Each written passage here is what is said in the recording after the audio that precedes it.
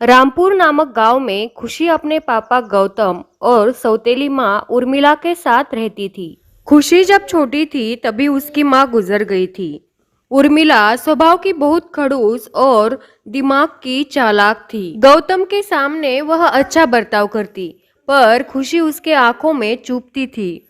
पर गौतम के सामने उसकी एक नहीं चलती थी। माँ, मैं बाहर खेलने जा रही हूँ।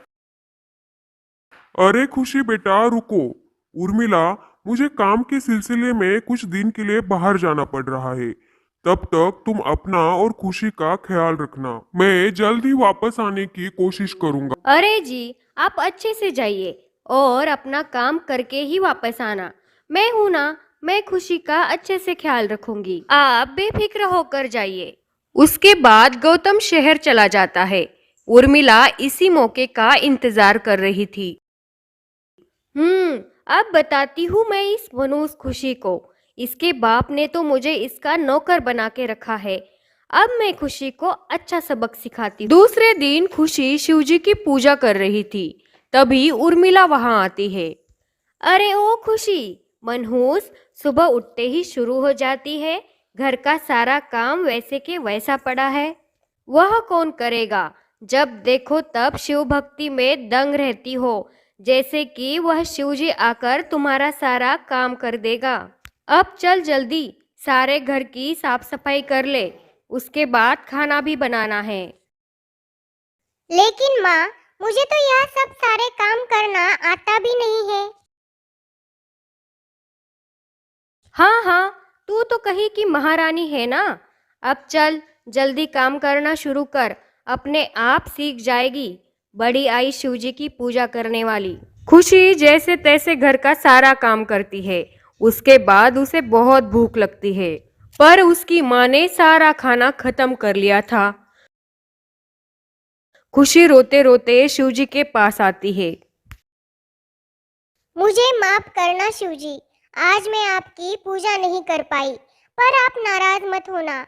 कल मैं सुबह जल्दी उठकर आपकी पूजा कर लूंगी। खुशी वही शिवजी से बातें करते करते सो जाती है।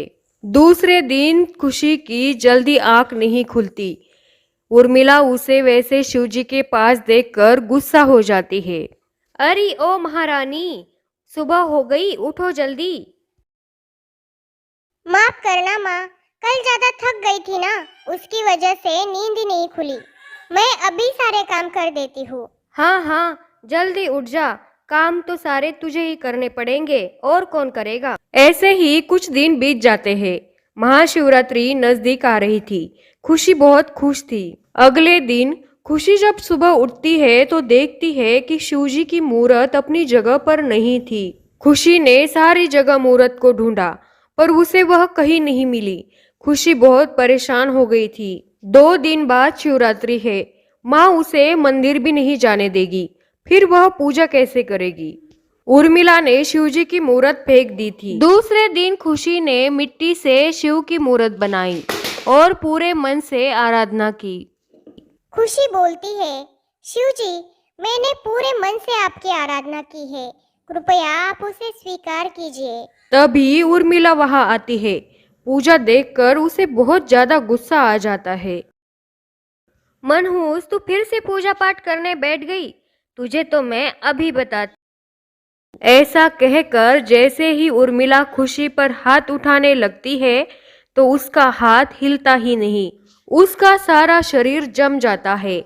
तभी खुशी के बाबा भी शहर से वापस आ जाते हैं। बाबा बाबा, आप वापस आ गए। ये देखिए ना, माँ को क्या हो गया, ये हिल क्यों नहीं रही है। इसे भोलेनाथ ने इसके कर्मों की शिक्षा दी है। मुझे गांव वालों ने सारी बातें बताई है कि मेरे जाने के बाद इसने तुम्हें कैसे तंग किया।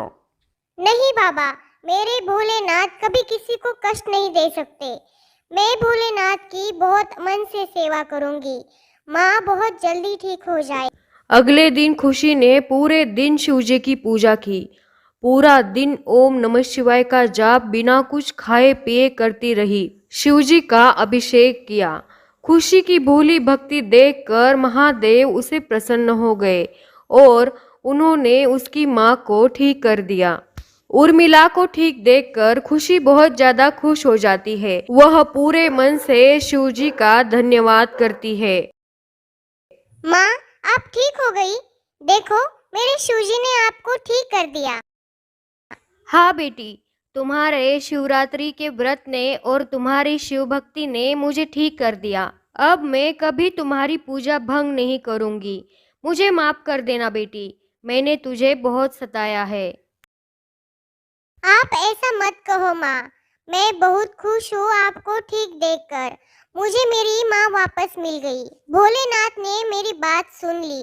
हे भोलेनाथ, आज से मैं हर शिवरात्रि का व्रत रखूंगी। हाँ बेटी, आज से हम भी तुम्हारे साथ हर साल शिवरात्रि का व्रत रखेंगे। इस तरह से खुशी की शिव भक्ति के कारण उसे उसकी माँ वापस मिल गई। वह खुशी खुशी अपने परिवार के साथ रह और साथ ही शिवरात्रि के व्रत की महिमा सबको सुनाने लगे। तो मेरे प्यारे दोस्तों, कैसी लगी आपको हमारी कहानी? अगर आपको हमारी कहानी पसंद आ गई हो तो प्लीज़ हमारे चैनल को सब्सक्राइब करें और साइड में दिया गया बेल आइकॉन प्रेस करें, जिससे हमारे वीडियो की नोटिफिकेशन आपको मिलती रहे।